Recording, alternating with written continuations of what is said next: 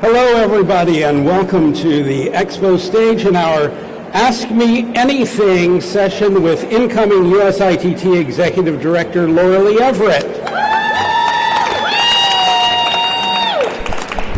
I'm Mark Blackmon. I am the USITT Director of Engagement, and I am the person with all of your questions that have been submitted on our social media and website over the last couple of weeks, and we've got some really good ones. So we're going to kick this thing off right now, except I'm not going to use your questions. I'm going to use my questions for a top 10 quick-fire round of... Oh, Lord. Who do you think you are? Okay. Number one, where were you born? Sarasota, Florida. Number two, where did you go to college? Appalachian State University in Boone, North Carolina. And is there anyone here that influenced your education in some way, maybe a professor or anything like that? There is my professor for costume design, Martha Marking, is here and is still part of the USITT staff. She's an office angel. She's amazing. And there are several other people that I know who were incredibly influential. My very first follow spot operator, Michael Klima, and my partner in crime at the radio station, Mark Blackmon. So that's just a little example of USITT is for life, people. That's correct. Fourth question, what was your first professional gig? My first professional gig was at the Ashland Highland Summer Music Festival, now known as Charlottesville Opera in Charlottesville, Virginia. We did 3 opera productions in the course of the summer outdoors.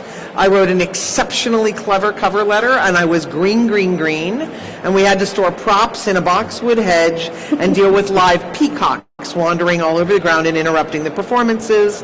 It was an extraordinary experience, and yet I stayed in the industry.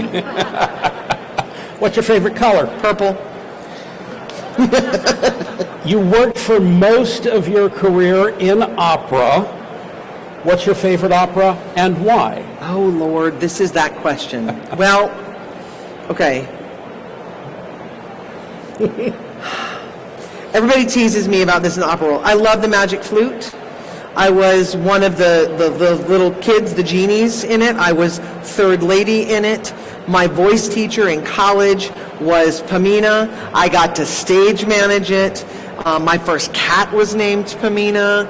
I love it. Everybody jokes about it, and they're like, really? But the character of Papageno is really and truly Mozart's best embodiment of everyman. He just wants to have a good time and catch birds, and he likes food, and he likes wine, and he wants another bird to share his life with. And for all of the other things in it, I love that, and I love the music. And on the flip side, I can never not be a junkie for Strauss. Not only because Salome and Elektra are amazing operas, but also because they're 90 to 100 minutes long, and you're in and out with one act, no intermission, in and out before the bar stops serving food. So those are my really and truly big faves. Same question, but play or musical? Oh gosh. Okay, so play. My favorite play, because I love the funny, is Noises Off. And let's be real, it's because, there's a stage manager in it. And that's an important character for me. For musical, oh my gosh. I did Mrs. Lovett in college. I can't not love Sweeney Todd. I would argue it is the perfect musical. Definitely what I think is the greatest in the Sondheim canon, closely followed by Gypsy. So, yeah. And my current favorite musical is Hadestown. It's really awesome. If you haven't had a chance to see it, go see it. It's pretty fab. What's the best concert you've ever been to? Genre? Doesn't matter. Rock. Billy Joel, when I got to see him, amazingly, in Charlotte, North Carolina, when he did the tour of the bridge. And it was my first sort of like full-scale, big-ass rock concert, and he was all over the stage, and he was amazing. Yeah, spectacular in that way. And classical was going to, of all places, going to the New Jersey Performing Arts Center, fabulous venue, to see Sir Simon Rattle conduct Mahler 1 with the London Symphony. And it was A, remarkable, B, everybody just wanted to smoke a cigarette when it was over. It was so fantastic. We've got competition, but... Yes, I can talk over that. I can too. Where do you live? New York City. And do you have any pets? I have one cat and one fish at the moment. Very good. So that's the introduction to you. I'm going to jump right into submitted questions. And here's one that's sort of open-ended that I thought would be a good one to lead off with. How can I best serve the Institute? I being the question asker. The question asker. I think best serving the Institute is engagement and communication. I think everybody who is here benefits from meeting other people and from actually getting to participate in things beyond the conference. We love the conference. There's so much value being here and getting to meet with everyone, meet with the vendors, see what's happening in the world. But there's networks of folks who are, for lack of a better term, star-bellied sneetches like you. They do whatever it is that you do, and we often don't get to meet with and work with them in this capacity. And I think there's real opportunities if you go and meet with your networks at commissions, if you start to talk to other people like our president, Carolyn Satter, or our interim, soon to not be ED, who's thrilled, where did Lee go? Lee. Or anybody who is wearing one of those red ribbons that is part of the fellows. Ask them about the value of what they get out of USITT and how you can actually interact. And if you got a great idea of something you'd like to see us do, or you would like to see featured and help the industry move forward, bring that to the table. Great. As a new leader coming in, everyone expects change to occur, right? But often they expect those changes elsewhere, not in their pet project. How do you determine which changes to make? Oh, that's a good one. Day 14 on the job. How you doing? There's a lot. This is an organization that's been around for 63 years now, and we know that it's solid, and we know that there's a lot of things about it that have become, shall we say, ingrained, that we do because we've done them this way for a long time. And new leadership always provides an opportunity to step back and take a look for a second while we continue to move forward and do the work that we do. So I'm going to take advantage of being in this position. I'm working with the staff on it, I'm working with the board on it, I'm working with the volunteers to say, how's this working for you? Let's really sit down and take a look at it for a second and say, is this the best way to, what's your goal here?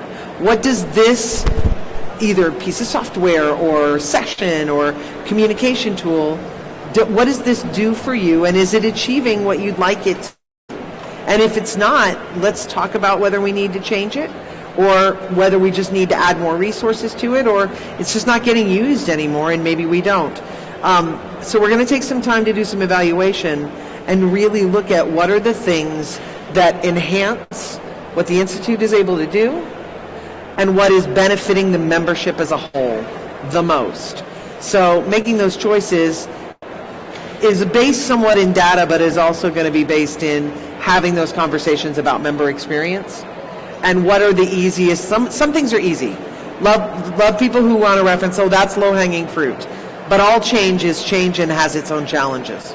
So, we'll keep working on it, but it'll prioritize the things that make the most sense to change or are necessary because that's what is going to move the Institute forward. This next question, I want to know the answer to. What's the most surprising thing you've learned about USITT in the time since you accepted the position? There was a loud chuckle out here.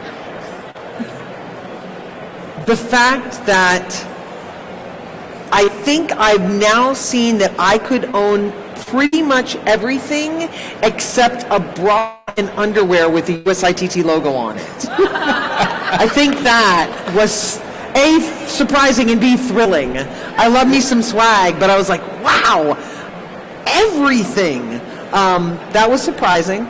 Yeah. Do you need me to change that so you can get a bra and underwear? We'll talk. I was like, you are the one in charge of that. We'll talk about that later. I can make that happen for you. Yes, absolutely. Another question in over the transom. How can we be less of a closed-door shop? It seems like a lot of officers keep rotating around. Is there any way to open that up more? I am so glad that I am seeing out here in front of us the number of members of our board that I see.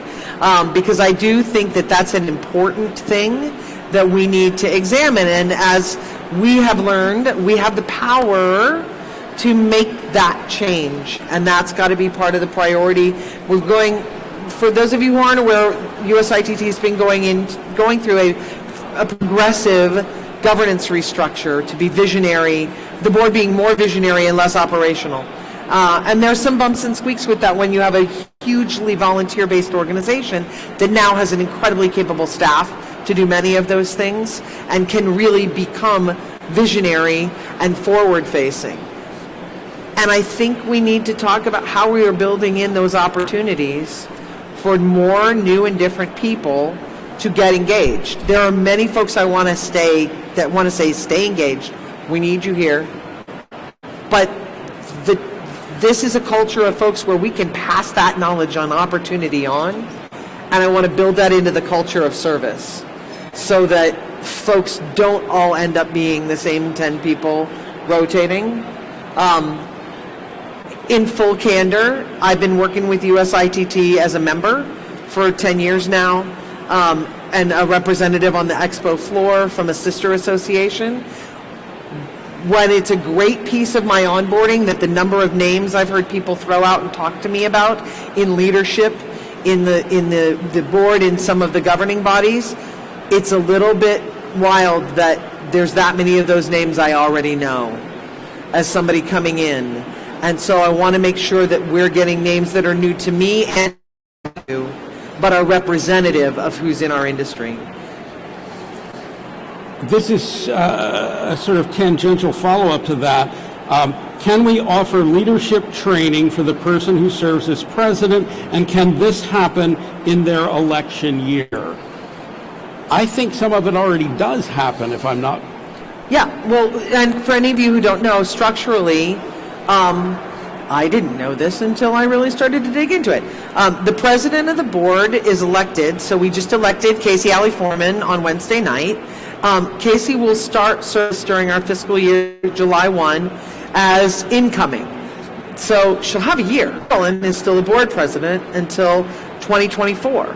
And there'll be an opportunity both for mentorship from Carolyn as an incoming board president, but we've also talked about for some of the other leadership and the board members. We've got 4 new board members coming in that will do some training. There was a little switch from having that be on paper to having that be digital. We'll figure out where that lives. 14 days in all of the paperwork and the services that we have. But I think there's some things there, and we talked about not just board members getting training, but anybody. This goes back to that question about how can I serve the Institute. Anybody who's interested in being involved. I didn't know anything about nonprofit. I didn't know anything about boards. I was like, oh, the board of directors, until I started working in the nonprofit world and had a development director go, you're going to come and present and tell funny stories about what happens backstage at the board meeting. I was like, what? And then I sort of started to understand who those people are. But this is a different board. It's really active. It's not just a fiduciary board, although that's an encouraged thing because that's one way people can give back. But I think that we could actually do some general board education for folks in the industry. Would you guys come to that if there was a way to, yeah? Okay. All right, yes. And this is sort of, again, another follow-up to that. Historically, there's been some tension between multiple sectors of the Institute in multiple audiences that we serve, because we don't necessarily serve just one audience. We serve academic members, organizational members, manufacturers, individual members. Mm-hmm. How do we best serve all of these audiences, and what programs do we offer to serve multiple audiences?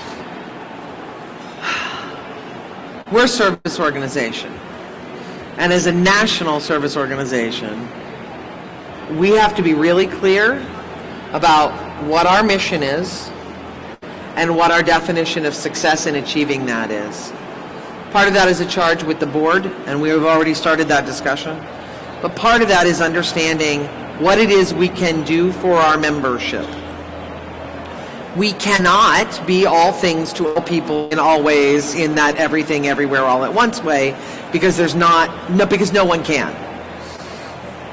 What we can do is look at the things that nobody else in our industry is doing and how we can do those things and try to be the best at doing those things, like education and professional development outside of the academy, or partnering our academy members with some of our exhibitors who are developing the newest equipment and the most advanced technology and helping provide that training so that we become the linchpin that connects and brings together all of those pieces in the industry that seem surprisingly disparate and yet will ultimately lead to more job opportunities for people in the technical end of the live arts.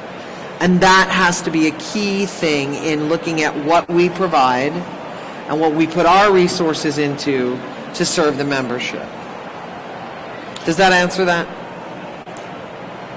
I don't know. Does that answer that? I think that was an excellent answer to that. Thank you. This again is one, the I here is the asker. But I kind of agree. I always say that USITT is the best leadership training on the planet, but we seem to offer it to so few.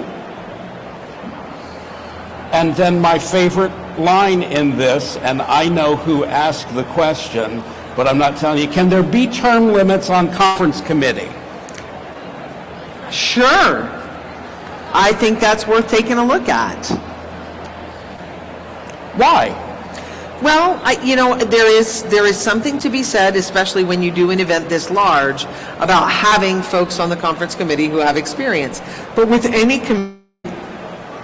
kind of volunteer service like that, you want to have a mix. You want to have some people who have done it for a long time. We're all about training and sharing our knowledge. If we're going to do that, you've got to have people who've got the knowledge, people who have some of the knowledge and want more of it, and people who think they're interested in the knowledge and want to step into those roles but need to learn. And that's the best balance in that space. Yeah, I think sometimes that people say, oh, it's the same people all the time, so let's get rid of all of those people and get new people in, and then you lose all of your institutional memory. Right. And there are some situations and some roles where there's huge value in having someone maintain that role over several years, but that's the same thing when we start to talk about structuring leadership, mentorship, and training so that it's not someone rotates out of that position and there's been no overlap with the person who's going to take on that role. That's doing good succession planning. How many of us work at institutions that suck at that? Yeah. There are so many hands up right now that the streaming audience can't see. Yes, but I think that's one of those things that USITT could be a good model for. Yeah. Is trying to find and lay out, this is strong, helpful succession planning, and creating that move. I have two questions here that I actually cut out because they're very long, but I wanted to ask them exactly as written because I think they're really good questions. So I think I'm going to ask both of them at once, and then we can come back and you can respond to pieces of it if you'd like. So the first paragraph is, can commissions work with best practices and be a little bit more uniform, as it's very difficult for people to figure out how to get involved? I know that it's not intentional, but many people have been turned away by a seemingly non-transparent, non-communicated process, or a process that is making it too difficult to volunteer or to just get involved. You want to take that, or want me to keep going? Do the second one. Do you have ideas on how to create clearer pathways into the USITT Commission leadership? As someone who has longed to be a bigger part of USITT, it was always very hard to find out the intricacies of leadership or how to get started. Every commission is set up differently, which leads to confusion, and I am still hopeful to learn more. Okay, so as I sit here this moment, I am currently the commissioner for management. So I'm still the management commissioner until next week, when I officially become the executive director of USITT on the 21st. So I feel your pain. I come from commissions. I think they're incredibly valuable. And I think that's another one of those places where we need to take a minute and review our networks and look at how we communicate, how we, as the staff, communicate. And this is something we've talked about, is as a commissioner, I never fully knew who identified themselves as part of the management commission besides our leadership group. We got a great leadership group. But I would love for more people to, and we've talked about in the management leadership group, we would love for more people to be involved in leadership and management. And the one time we sort of see folks face to face is here at the conference. So some great work was starting to be done, and I'm not shouting this out because she's standing in the back of the room. Some great work started to be done in the last 3 years when Ashley Bellett was in as VP of Commissions, which is a board role that's sunsetting, but a strong shift that we're going to make, just for us to understand at the commissions how different we all were. And some pieces are going to be a little bit different, but some standards would be awesome. So we're going to look at that. And also having a little bit of a shift in what commissions, how commissions inform programming, and getting involved so that we have more reach into the regions and in the local chapters, I think is going to be hugely important. And that's the work we want commissions to be able to do. And we can't do it with just a handful of folks at the top of the commission who are willing to take on some of the larger leadership roles. We're going to need a lot of depth in that bench. And I think those will be entry points that we can outline and say, this is how you can get involved and recruit to bring people in and make us aware of who else is interested in participating. Let's delve a little bit into the transparency thing that they brought up. How do you best alleviate that? How do you best make it less opaque and more transparent about what happens? Well, I have a conversation with the director of engagement. It always comes back to me. No, whoever is sitting there, it always comes back. Yes. Technology is in our name. And I know you have been instrumental, Mark, in some of the work that we've done to drive a lot of communication tools to the website. And we would talk about, is it the website the best place for us to do this? Or where is it that we can actually lay out the information? I reference back to our friend Ashley Bellett, who has snuck her way further forward, and we're going to get questions thrown at us. I see it.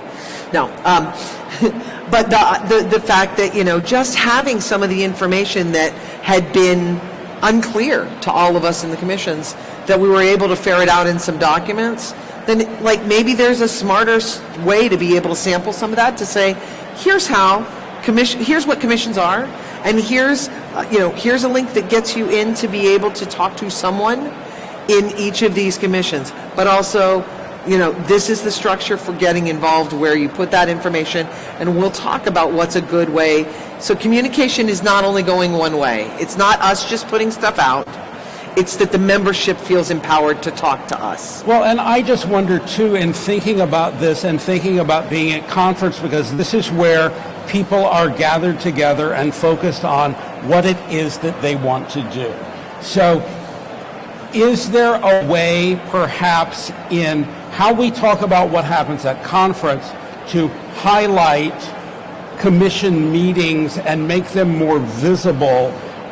I was in yet another meeting, shock of all shocks, this morning, where we were talking about should any meeting at this event be a closed meeting? I thought that was an excellent question and something that really needs to be, because I think that could be a way to sort of make transparency a part of everything that's going on. Oh, absolutely. I like that suggestion a lot. Yeah. And I also wonder about this idea that commissions are sort of seen now, not so much subject matter experts in the various discipline, but as creators of content for the conference, and that's all they are. Right, and that's not what they are. I mean, I feel like what most of the commissions are, I speak from the commission I've been most involved with, these are all active practitioners working in the business. We know who actually the experts are and can make those recommendations and connections, but also being really clear about knowing what is the stuff that people are getting in the academy, that they're getting out in the public professionally, and saying, here's the holes. Like, here are the pieces we know nobody knows where to go to get. Let's fill the gaps. And that's what we talk about for programming. So being able to be the recommenders and go, and make sure you talk to this person, because this person has totally cracked the nut on this. We have a session, shout out, this is happening tomorrow, you should go. We have a session we worked really hard to plan, because one of the biggest issues in the industry right now is the unsustainable work practice. I sat down and looked at this and went, if 60 hours is the minimum in the American Guild of Musical Arts contract for stage managers, that's not sustainable. If that's a minimum before you hit overtime, that's a problem. We can't solve that problem, but what we can do is bring in some people who have started to crack that nut and have them talk about it. And several of us on the commission went, okay, who's doing that in theater? Who's doing that in opera? Who do we know who's figured out how to do that in the academy? And those are the people who are on the panel tomorrow, who have figured out how to make a 40-hour work week functional in the theater world. Yes, let me say those words again. A 40-hour work week functional in the live arts world. And that's, I think, that's part of what we're supposed to do at USITT. Y'all don't have time necessarily to know everybody who's out there who's doing the things that they're doing. But you might have somebody y'all may have somebody that if that filters through me and the staff and the folks in the national office, then we can share with the commissions and go, okay, look, here's some resources, here's some people, let's get them here and have them talk about it. I guess that's the first step in developing those pipelines, so that what you said earlier, sort of as an aside, this is what USITT should be doing. So, jumping off from that, there's been a lot of conversations really about changes that have to be made in the live entertainment industry post-COVID. Yeah. Right? How does this impact USITT and what it does, its programming, and what its focus is moving forward? Depends on the change. We as an institute have always been focused on the advancement in technology and how people are coming into this part of the industry and how we can support them. right? I think what that means in the post-COVID world, we've all seen and felt these with loss of people. Let's just start with loss of people. Yeah. Flat out the loss of humans that I think people blow by in this horrible and devastating 3-year period. That's not over. And then the loss of people within the industry because we shut down completely for the better part of 3 years. Folks had to make money. Like, I love me some great art and it feeds my soul, but it does not pay my rent or buy me food. And, somebody's got to keep my cat and kibble.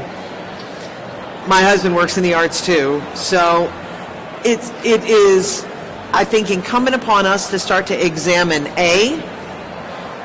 the word theater in our title. Because there's more. It's not just inside the proscenium space box. Everything that is live art entertainment is theater. It all starts there. Talk to these people at the booths out here. How did they get where they are? Where they are selling rigging equipment, or they are developing the next piece of new technology that enhances being able to do things in XR or VR, or there are a million Rs, whatever the reality is we're in now. It's moving that fast. I can't keep up with it, and I'm relatively fast. What does that theater world encompass, and how do we engage with all of those people? Because what you're doing, what we're all doing, and what we're training folks to do applies to going into all those places. But not everybody sees what that path is. Secondly, we need to talk about technology, because that has also radically changed, in particular post-COVID. I mean, how many of you even were, okay, I shouldn't ask this in this room, because we installed it at the Opera Center in 2012, and David Grindle, my predecessor, came for a meeting and went, "What is this Zoom thing? I want this." So I know people at USITT are used to it, but how many of you pre-COVID really used Zoom? Right? Now it is a part of our literally everyday lives. It's a part of our vocabulary. It's a part of our vocabulary. So is Google. Sure. Words that I never thought were going to mean that. And those are things that are starting to change how we do what we do in theater. Mark and I talk about this all the time. It's like, I know what's involved if you have to build a flat. In 1989, that's the last time I physically had to do that myself. I'm continually amazed when I walk in a theater and there's somebody standing there with an iPad doing channel check. And I'm like, my God, that's miraculous. Next they're just going to be able to do it with smart glasses and they'll blink at the lights. Whatever it is. That's the thing. We don't know what's next. Right. Exactly. And we've got to make sure that we're leaving space to get what's next in here and figure out where in our world of theater training, because it's all theater, we go next to help facilitate that and draw the lines for people and go, you can get from here to here. There's no straight lines. They're all like, how did I get here? That was definitely not a straight line. But is the manifesto then to chase the technology, or is the manifesto then to use what technology is happening that is at the cutting edge now and think about what may happen in the future? Yes, both. Because there's some of that technology that's taken off and run away with us. Yeah. And who would have thought that we would need it, but it's now become applicable in theater usage because somebody went, oh, I could use this. This works. We were having the joking story the other night about how many of us have broken the procurement office at a university. Broke every single rule about what you're supposed to be able to buy with the university. And I worked at a state university. And when I got called up on, they've taken your card away, you have to go to procurement training. And I walked in, and they're like, me and a whole bunch of other people, they're like, well, the first thing you can't ever do is buy jewelry. And I was like, does anybody have a legitimate exception to why that would be a problem? And I was like, that would be those $300 worth of paste necklaces for the entire chorus of La Traviata. Those? Okay, that's an exception. Okay, the second thing that you can never buy is anything that would be used, well, in an adult situation. Would that be about the case of unlubricated condoms to go over all the mic packs? That would be me. And the thing you can absolutely never buy is alcohol. I'm sorry, those 2-gallon jugs of vodka, that's not really for drinking. I swear to God, no one ever wants to drink that. That's for clothes. And that was when procurement pulled me aside and went, okay, I'm just going to write this note to the controller that says, you are cleared and you're never to come back to this training because you just showed everyone in this room how to break all of those rules.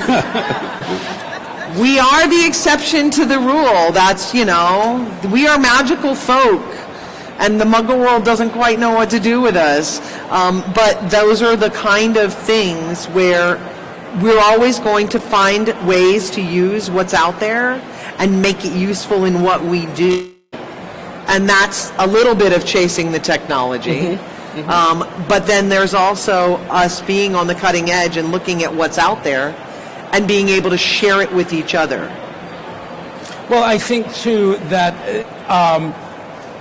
looking at our industry from the other side, I was having a conversation on some day during this week, I don't know when it was, but one of our reps from Shepherd, who lays out everything for us, was talking about that they have a booth on the expo floor this year, that they have purchased a booth and that they are looking to really recruit at USITT.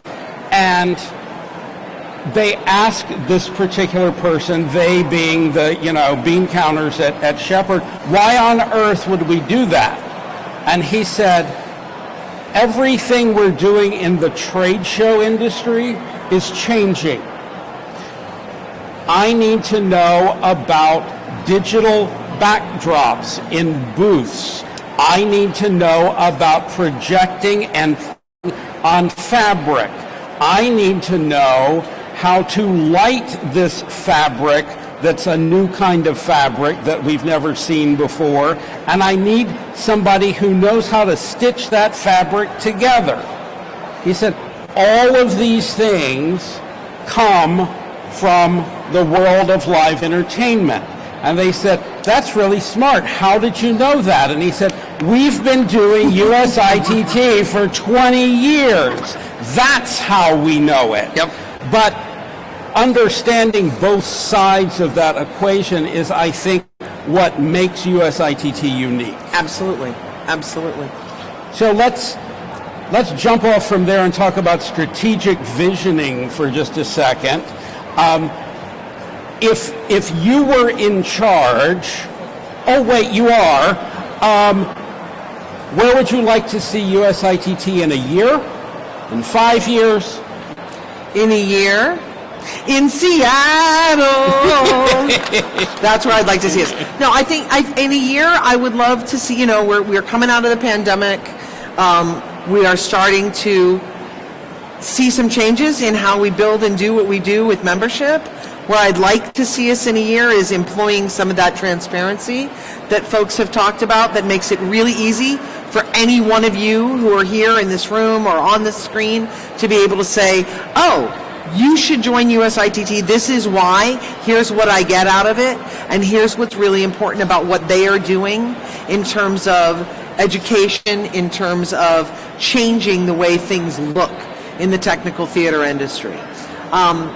In 5 years, I would like to see us getting to a place where organizationally we are the known go-to for those on the cutting edge of technology in industries that might not look like theater, but have learned that the people who are coming to work for them are coming with this training.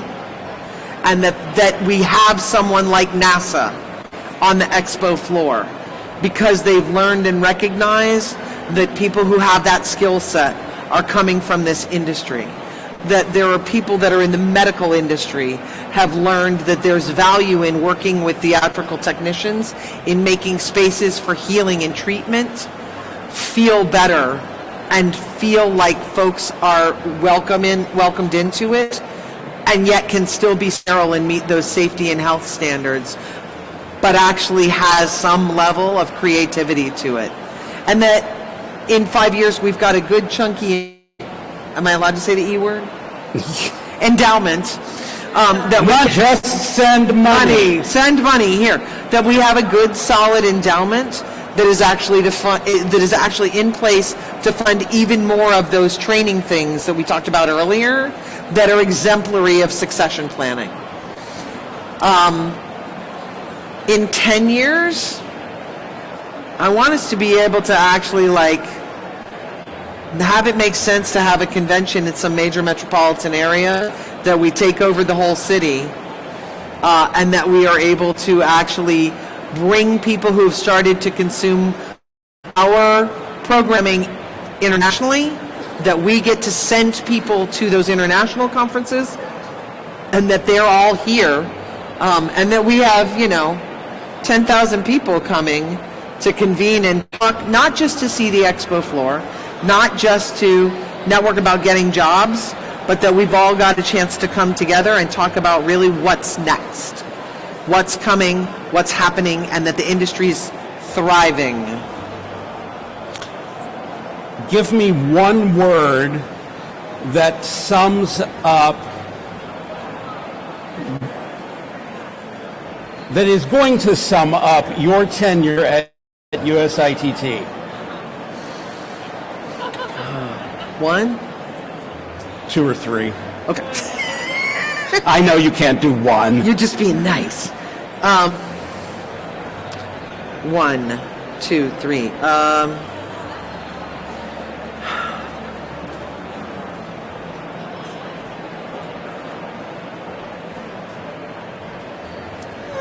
Visionary. I would love for that to be the word. Inclusive.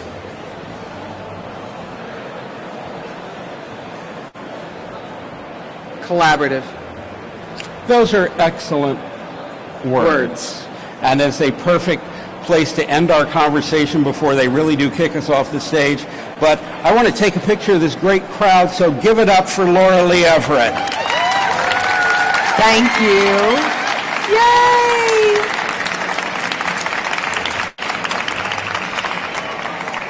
I just want to take a few seconds at the end to thank our sponsors today, especially our Stage Expo 23 sponsor, Disney Live Entertainment. Thank you to Eric Bolton, Sam Junkie, and Matt Gilbertson, our tech volunteer crew are extraordinary. David Armelino from my staff, who made everything work, allegedly. And thank you to our Stage Management Mentor Program stage manager, Liv Ty, who kept us all on track. Yay! And thank you once again to Laura Lee Everett, our incoming Executive Director at USITT. You can continue the conversation with Laura Lee by emailing her at executivedirector@usitt.org as of Tuesday. If you email her at that address today, you'll get another lovely human being, but she won't care what you have to say after Tuesday. Get involved in your institute. Take a moment to really think about USITT and get involved. Find us or email us from the About section at usitt.org. Remember, make sure to go out and have fun and enjoy the rest of USITT 23. Thank you all very much for being with us. Thanks, everybody. Thank you, Mark. Thank you.